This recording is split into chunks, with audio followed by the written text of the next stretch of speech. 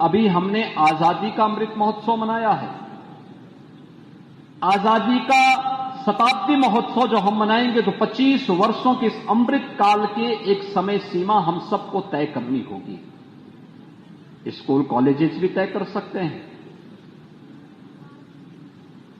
सौभाग्य से हर शिक्षण संस्थान के लिए देश के अंदर आज राष्ट्रीय शिक्षा नीति घोषित हुई है। राष्ट्रीय शिक्षा नीति के संकल्पों के साथ जुड़ते हुए हम अपनी शिक्षण संस्थान को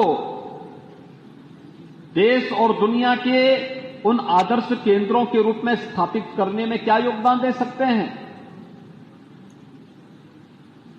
समाज जीवन से जुड़े हुए अलग अलग तबके के नागरिकों के द्वारा भी इस कार्य को किया जा सकता है। किसान अपने स्तर पर शोध के कार्यक्रम को आगे बढ़ा सकता है।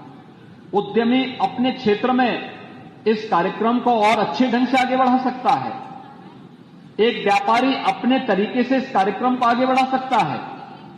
एक शिक्षक अपने तरीके से इस कार्यक्रम को आगे बढ़ाने में योगदान दे सकता है। एक सरकारी कर्मचारी अपने स्तर पर इसमें योगदान दे सकता है और समाज जीवन से जुड़ा हुआ हर तबके की भूमिका इसमें होगी।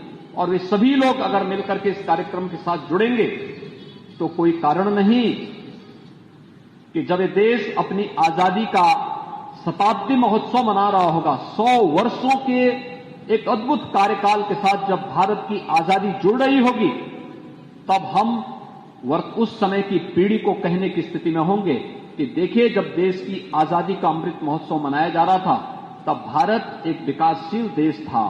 आज जब देश अपनी शताब्दी महोत्सव आजादी का मना रहा है, भारत दुनिया की एक सबसे बड़ी आर्थिक महाशक्ति के रूप में स्थापित करते हुए दुनिया का एक विकसित देश है।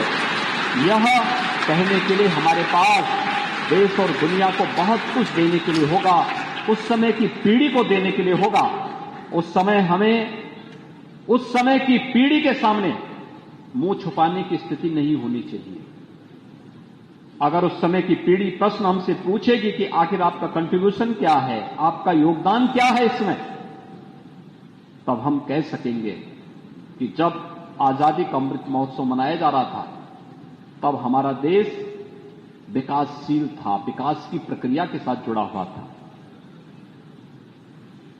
हमने भी इसमें अपने अपने क्षेत्र में ये योगदान किया है और मुझे लगता है ये भारत के अंदर संभव है।